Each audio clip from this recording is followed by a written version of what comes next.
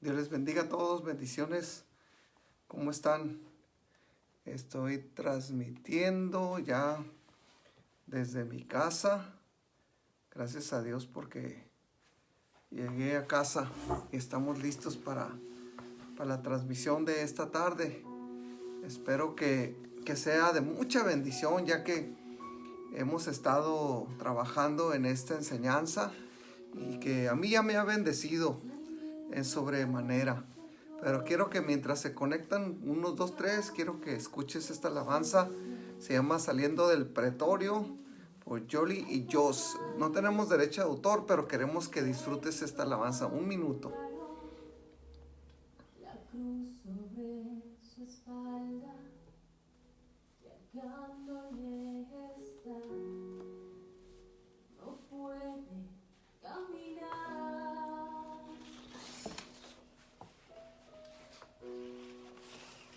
no puede dar un paso, cae por el camino, recibe latigazos. Cuando yo escuchaba esta alabanza, recuerdo que estábamos en Sonora y era una alabanza que inspiraba mi vida por el sentido de la situación del sufrimiento del Señor Jesús en la cruz, ya que el sufrimiento del Señor Jesús en la cruz fue algo tremendamente increíble. Cómo es que Dios aguantó toda la situación de la cruz. Y por eso yo te recomiendo que la escuches, búscala ahí en el internet y escucha el mensaje que esta canción tiene. Se llama Saliendo del Pretorio. Así es que, pues Dios te bendiga. Quiero continuar porque el tiempo se nos va. El tiempo es muy rápido en estos videos. Así es que quiero que vayamos al libro de Lucas, al capítulo 22, del 1 al 6, que es donde voy a comenzar. No sé si has estado viendo la serie que he estado presentando, y he estado presentando todo el proceso desde el domingo de Ramos hasta terminar con el domingo de Resurrección. Estaremos en vivo, en Artesanal, así es que levántate temprano, llega a las 6 de la mañana que vamos a iniciar nuestro culto de resurrección. Yo sé que es algo tradicional para muchos y dicen, no tiene chiste. Bueno, quizás para uno tiene chiste, pero para nosotros los hijos de Dios tiene mucho sentido, ya que muy temprano por la mañana el Señor Jesús despertó de entre los muertos. Así es que yo el domingo estaré hablándote sobre este tema. Hoy quiero hablar un poquito sobre lo que sucedió el martes y darte la palabra cuando Jesús estaba en la cruz y delega la autoridad a Juan sobre su mamá. Así es que no te lo pierdas. Mira, vamos rápidamente a la palabra de Dios. Dice, estaba cerca la fiesta de los panes sin levadura. Estoy leyendo Lucas 22 del 1 al 6, que se llamaba la Pascua. Y los principales sacerdotes y los escribas buscaban cómo matarle, porque temían al pueblo. Y entró Satanás en Judas, por sobrenombre Iscariote, el cual era uno de los números de los 12, y este fue y habló con los principales sacerdotes y con los jefes de la guardia de cómo se lo entregaría. Ellos se alegraron y convinieron en dándole dinero, y se comprometió y buscaba una oportunidad para entregárselo a espaldas del pueblo. Mira, quiero que veas esta enseñanza que va a estar tremendamente para ti. Bendición, una bendición grande. Hacemos una oración. Padre, en este momento quiero ir a tu presencia y darte gracias por la oportunidad que me das, Padre, de estar en tu presencia. Gracias, Señor, porque eres bueno, porque tu misericordia es infinitamente grande, Señor. Gracias por todo lo que haces, por lo maravilloso que eres con nosotros. Bendecimos tu nombre es bendito. Solo pedimos que tu nombre añada bendición a nuestras vidas. Gracias, Señor. Dame la palabra y la sabiduría para expresar al pueblo lo que quiero enseñar a través de esto. Cuán grande fue tu sacrificio en la cruz y cuán maravilloso, Señor, fue tu amor hacia nosotros. En el nombre de Jesús. Mira, quiero decirte algo. Mañana estaremos en Artesanal. Si tú quieres estar con nosotros, te invito a que mañana estés a las 7 de la noche. Vamos a estar en Artesanal, tendremos nuestro culto del jueves, pero voy a estar presentando 2 palabras mañana. Así es que no te lo pierdas, va a ser de mucha bendición. Yo sé que este tiempo es un tiempo de reflexión, un tiempo de que el Señor nos está bendiciendo grandemente. Así es que no te lo pierdas. Mira, quiero ir rápido. Estaba cerca la fiesta de los panes sin levadura que se llamaba la Pascua. Esta era una fiesta que se celebraba antes de la Pascua. Debido a que la fiesta era muy importante, muchas personas habían oído y visto a Jesús en la región de Galilea, se encontraban en Jerusalén. Ellos habían venido siguiendo a Jesús por los milagros que él había hecho. Así es que entrando el miércoles por la mañana, cuando se enteraron que Jesús estaba en Jerusalén, todos se vinieron a él. Había muchas cosas, había expectativas. Una, porque ya lo habían, según ellos, ya lo habían presentado como el futuro Mesías de Israel. Unos venían por curiosidad a ver si verdaderamente él iba a tomar el trono. Otros no, otros venían porque lo seguían. Tenían una gran expectación y querían seguirlo. Así es que había cosas bien tremendas. Pero sucedió algo interesante en esto. Los líderes religiosos ya estaban llegando al punto de que ya no querían que Jesús tomara más popularidad. Su popularidad era enorme ya para este tiempo, era muy grande. Así es que los religiosos estaban ya planeando cómo hacerlo. Y este día, el miércoles, es cuando Judas entrega al Señor Jesús. Fíjate, algo interesante, me gusta mucho la enseñanza esta, porque dice la palabra de Dios que Judas permitió. Porque la pregunta es, ¿por qué Judas? Alguien me preguntó una vez, pastor, ¿por qué Judas? Porque Judas tenía unas expectativas equivocadas de Jesús. Judas, cuando entró en la entrada triunfal y miró lo que había sucedido, él pensó, ya la armamos. Ahora sí, ya llegó Jesús, ya estamos en Jerusalén y va a tomar el trono. Pero cuando mira que lo único que hace es ir y limpiar el templo, todas las expectativas de Judas se vinieron abajo completamente. Y la Biblia dice que Satanás le gana el corazón de Judas y entra en su corazón.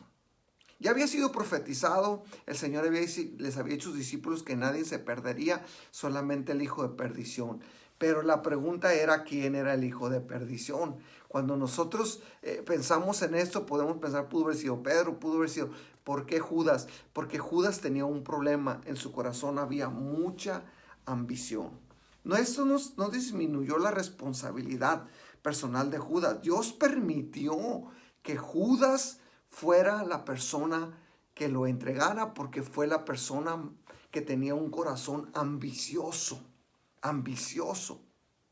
Y quiero que prestes atención en esto que te estoy diciendo, porque fue un día en que el diablo hizo un trabajo que, según él, en sus planes, fue el principio de una victoria. Pero yo te voy a decir una cosa, este día, miércoles, no fue un principio de victoria, fue un principio de fracaso. Satanás sabía muy bien que Jesús venía a morir, pero como él no era omnisciente, él no entendía la situación exacta. Había muchas preguntas que los teólogos se hacen con referencia a por qué, si Satanás sabía que al morir Jesús y derramar su sangre, el pueblo, el mundo iba a ser perdonado, ¿por qué permitió? Porque míralo de esta perspectiva que lo miran los maestros de la Biblia. Ellos dicen, si el diablo sabía que al morir en la cruz iba a perdonar pecados, ¿por qué en lugar de motivar a Judas a entregarlo, por qué mejor dijo, no lo hagas? Te voy a contestar esta pregunta. Porque Judas era tan grande su odio contra el Señor Jesús, que él prefirió dejar ir toda su ira, sobre Jesús que pensar en el error que estaba cometiendo al mandarlo a la cruz. Era un error gravísimo que él le llamó victoria y que fue el principio de su derrota.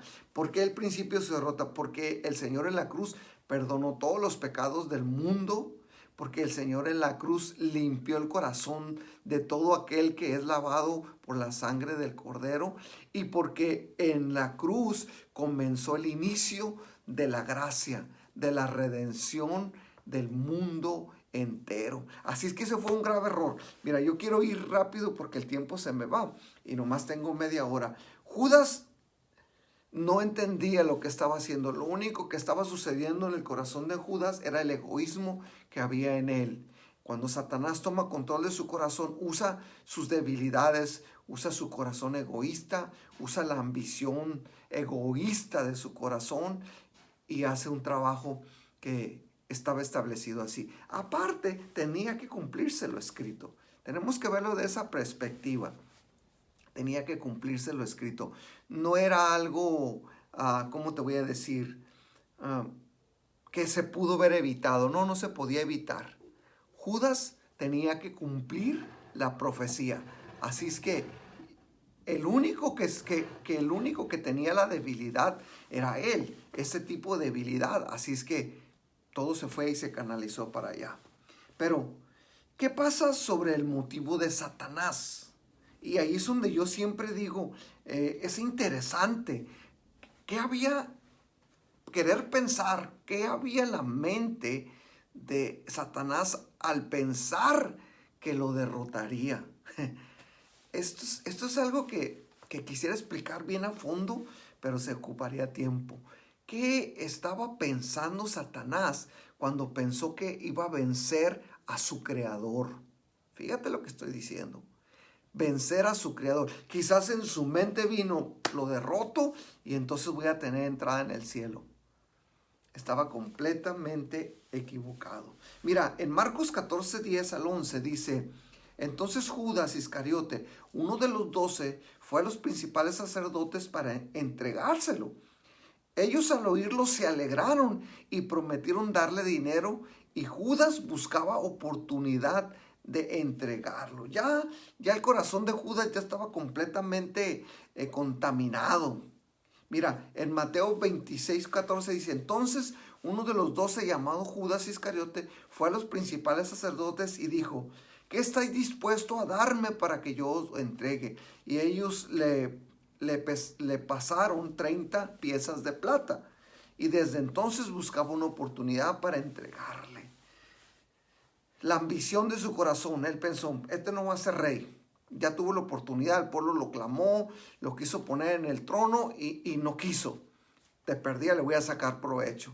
Y fue y agarró las 30 piezas de plata y empezó a buscar la motivación.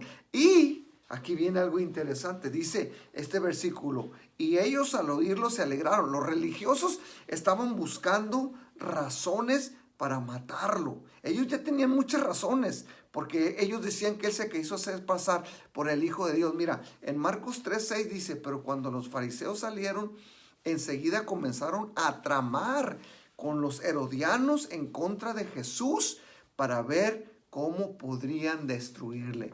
Ya en estos 3 años que ya el Señor había tenido ministerio, el odio acumulado en la vida de los fariseos era muy grande, muy grande.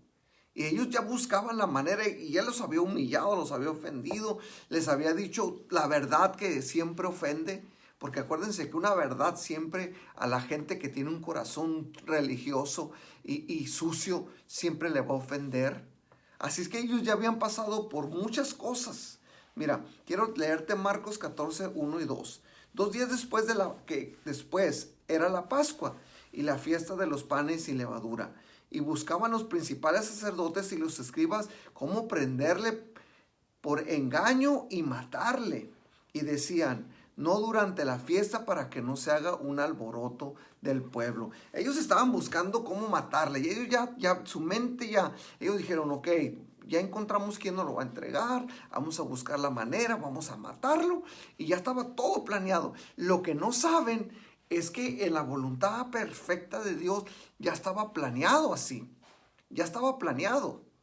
Tenía que suceder porque ya venía el día de la Pascua, ya venía el día del sacrificio perfecto. Era inevitable, por eso todo esto sucedía. Por eso te dije hace rato, Satanás pensaba que estaba adquiriendo una victoria cuando era el principio de su derrota. Esto sucedió el miércoles. Pero mira, yo quiero ir un poquito más adelante, porque en Marcos 14:3 hay una historia que sucede ese mismo día, y yo quiero que prestes atención en esta historia. Dice, pero estando él en Betania, en casa de Simón el leproso, y sentado a la mesa, vino una mujer con un vaso de alabastro de perfume de nardo puro de mucho precio, y quebrando el alabastro se lo derramó en la cabeza. Te voy a decir, muchos piensan que esta es la misma mujer pecadora que vino y derramó el perfume en sus pies. No es. Yo estuve investigando y esta no es la misma mujer, esta es otra mujer. Ahorita te lo voy a comprobar bíblicamente, nomás te quiero explicar esto. Esta es otra historia, porque la otra mujer era una pecadora y estaban en casa de Simón. Esta es otra historia, porque mira, Juan 12, del 1 al 8 dice, entonces Jesús, 6 días antes de la Pascua, vino a Betania, donde estaba Lázaro, al que Jesús había resucitado entre los muertos. Y le hicieron una cena ahí, y Marta servía, pero Lázaro era uno de los que estaban en la mesa con él. Jesús vino, acuérdate, ya lo dije, se quedó toda la semana en casa de Lázaro y María y Marta. Y mira lo que dice el verso 3. Entonces María, tomando una libra de perfume de nardo puro, que costaba mucho, ungió los pies de Jesús y se lo secó con los cabellos. O sea, lo ungió. Fue la preparación de la unción del que iba a morir. Proféticamente hay una historia ahí que no me voy a meter porque el tiempo está avanzando bastante rápido. Solo quiero que prestes atención a eso. Lo preparó para su muerte. Eso fue lo que estuvo. Y cumplió la profecía que estaba establecida. Mira lo que dice el verso 13. Entonces María, tomando una libra de perfume de nardo puro que costaba mucho, ungió los pies de Jesús y los secó con sus cabellos, y la casa se llenó con una fragancia de perfume. Y Judas Iscariote, uno de los discípulos, el que le iba a entregar, mira, observa esto, ya vimos que en la mañana él había hecho un plan, ahorita ya está declarando la escritura que ya lo iba a entregar, dijo. Y si te das cuenta, en la otra historia de la mujer pecadora, no menciona esto de que lo va a entregar ni nada. Nomás dice que lo derramó y ellos se burlan y le dicen, ¿acaso no pudimos ver vendido? Y ya saben la historia esa, porque Judas lo único que quería era lana, para que me entiendan. Porque dice el verso 16, pero dijo esto, no porque se preocupaba por los pobres, sino porque era un ladrón, y como tenía la bolsa de dinero, sustraía de lo que se echaba en ella. Aquí ya declara la escritura la posición de Judas. Muchos me preguntan, ¿Judas fue cristiano? No lo sé. Lo único que sé, que lo entregó. Acuérdate que en ese tiempo todavía no había cristianos. Eran judíos seguidores de Jesús. Y se les fue llamado 12 apóstoles. Y él fue uno de los que estuvo en el ministerio apostólico en el tiempo de Jesús. Pero el Espíritu Santo todavía no venía, no vivía en nuestro corazón. Hoy nosotros tenemos al Espíritu Santo que vive en el corazón. Entonces, porque una persona me preguntó, ¿cómo pudo Satanás entrar al corazón de Judas si tenía el Espíritu Santo? No. El Espíritu Santo vino en el aposento alto y vino y moró en los corazones de todos. Todavía no venía. No vayan a confundir eso y salgan como algunos. No, es que no se puede que Satanás haya venido con Judas y meterse. No, sí se puede, porque era otro tiempo, era el tiempo de la ley. El Espíritu Santo no moraba aquí, no moraba en los corazones. Solamente lo explico porque hay mucha gente que hace sus comentarios. Entonces, verso 27. Entonces Jesús dijo, déjala, para que lo guarde para el día de mi sepultura. Aquí Jesús declara por cuál propósito del derramamiento del del alabastro. Porque a los pobres siempre los tendrás con vosotros, pero a mí no. Y aquí encontramos que esta historia es la hermana de Lázaro, Marta y María, y es la que lo hace. Tenemos que entender que el trasfondo no es el mismo de la otra enseñanza. Ahora, mira, un vaso de alabastro de perfume nardo era de un precio muy, muy elevado.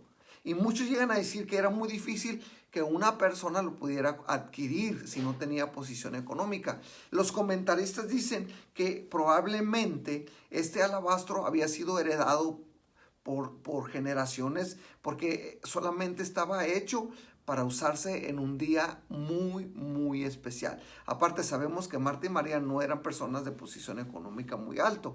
Ya lo he enseñado yo cuando he hablado sobre Marta y María. Pero tenemos que entender algo. El miércoles fue un día de preparación para lo que venía. Jesús ya sabía que el viernes moriría. Jesús ya estaba preparado. Jesús se dedicó a enseñar a sus discípulos. Acuérdense, ayer ya les hablé cuando les enseñó de la oración. El lunes también les hablé cómo Él les enseñó sobre el perdón. El domingo les hablé sobre la entrada del triunfal, cómo limpió el templo, cómo purificó el atrio de los gentiles y cómo hizo milagros en el atrio de los gentiles. Y quiero entrar a la tercera palabra, porque este es el propósito de esta enseñanza. Esta se encuentra en Juan 19, 25 al 27. Dice, estaban junto a la cruz de Jesús su madre y la hermana de su madre, María, mujer de Cleofas, y María Magdalena. Cuando vio Jesús a su madre y al discípulo a quien él amaba, que estaba presente, dijo a su madre, mujer, he ahí tu hijo. Después dijo al discípulo, he ahí tu madre. Y desde aquella hora el discípulo lo recibió en casa. Aquí hay una controversia porque San Agustín en las enseñanzas quiso hacer alarde de doctrina y confundió más a la iglesia en aquellos años. Y muchas creencias de San Agustín se infiltraron. Acuérdense que San Agustín fue un maestro teológico para la iglesia romana. Y ellos dicen que aquí fue cuando Jesús, según le delegó toda la autoridad celestial a María, que no tiene absolutamente nada que ver. Lo quiero aclarar así, no tiene nada. Estaba escuchando leyendo un comentario del arzobispo de México, y él decía que era tan importante esa palabra en la cruz porque Dios le delegaba toda la autoridad del cielo a María. No es cierto. No es cierto. Mira, esto era una tradición. Cuando el hijo mayor iba a morir, tenía que delegarle a alguien de toda su confianza a su mamá. Acuérdate que Jesús se hizo cargo después de la muerte de José. Ahí está en la historia de la Biblia que Jesús se hizo cargo de María. Y tú vas a buscar en la historia cristiana, y los historiadores dicen que probablemente José murió muy joven y Jesús se hizo cargo de María. Entonces, al momento en que Jesús sabía que tenía que morir, entonces lo que hizo fue delegar la autoridad a su más cercano amigo, que fue Juan, y que después fue conocido como Juan el teólogo. Al más cercano. La pregunta es, ¿por qué no se lo delegó a sus hermanos o a su tía o a un primo? Por la sencilla razón de que ellos no creían que Jesús era el Mesías. ¿Se acuerdan cuando Jesús estaba predicando en el templo y dice que llegó María y sus hermanos y le dijeron a los que estaban, háblenle a Jesús, sáquenlo? Y ahí dice la palabra en Juan, porque ni siquiera aún sus hermanos creían en Jesús. Por eso Jesús delegó toda la autoridad a Juan. A Juan. Mira, si tú lees la Biblia, dice así claramente, dijo en Juan 19, 25 al 27. Dice, estaban junto a la cruz de Jesús su madre y la hermana de su madre, o sea, la tía de Jesús, María, mujer de Cleofas, y María Magdalena. Cuando vio Jesús a su madre y al discípulo a quien él amaba, hablando de Juan, que estaba presente, dijo a su madre, mujer, he ahí tu hijo. Después dijo al discípulo, he ahí tu madre. Le entregó toda la autoridad, en pocas palabras, la responsabilidad de hacerse cargo. Esto era algo tradicional, esto era algo que la ley imponía, que cuando muriera el sustento tendría que pasar María a manos de un familiar o tendría que ir con el hermano de José y desposarse. Ahora, pero como Jesús se había hecho cargo de María y Jesús iba a morir, entonces le dejó toda la responsabilidad a su mejor amigo. Me gusta esta versión que estoy leyendo, la versión al día dice, y al discípulo a quien él amaba, o sea, a quien Jesús amaba, que estaba presente, y entonces le entrega la autoridad de él. ¿Por qué? ¿Por qué? ¿Por qué lo hizo así? Porque si no quedaría desamparada. Tenía que delegar la autoridad. La podían tomar sus hermanos, pero Jesús estaba preocupado no solamente por el ámbito familiar, sino porque María sabía quién era Jesús y sabía que sus hermanos no iban a continuar esto, porque sus hermanos lo querían loco. Y algunos comentaristas como Eusebio, dice que probablemente cuando Jesús murió, sus hermanos no estuvieron en la cruz porque lo juzgaron de loco y que él merecía la muerte porque se hacía pasar por el Mesías. Y encontré muchos comentarios que yo quería comentar, pero pues el tiempo se va bien rápido. La preocupación de Jesús en la cruz con relación a su madre era firme, ya que él sabía que sus hermanos en la carne no lo habían aceptado. Este fue el propósito de la tercera palabra en la cruz, delegar a Jesús lo que el mundo no podía darle ni su familia, a alguien que se hiciera cargo de Jesús. Por eso yo quiero terminar diciéndote esto. Cada palabra en la cruz tiene un propósito. El miércoles fue un miércoles de preparación. Mañana en la enseñanza de mañana y en la casa de Dios estaremos en la casa del gran rey en Artesanal. Te invito, acércate con nosotros. Si no sabes la dirección y quieres acompañarnos, yo te la puedo enviar, házmelo saber. También sube tus comentarios a esta enseñanza. Y si quieres más información sobre la iglesia Alfa y Omega Artesanal, te lo podemos hacer llegar. El propósito de estas enseñanzas de la Semana de la Pasión es que reavivemos lo que sucedió en esta Semana de la Pasión y a la vez que aprendamos el sentido y el significado de las 7 palabras en la cruz. ¿Por qué? Porque fue lo último que el Señor hizo aquí en la tierra como ser humano.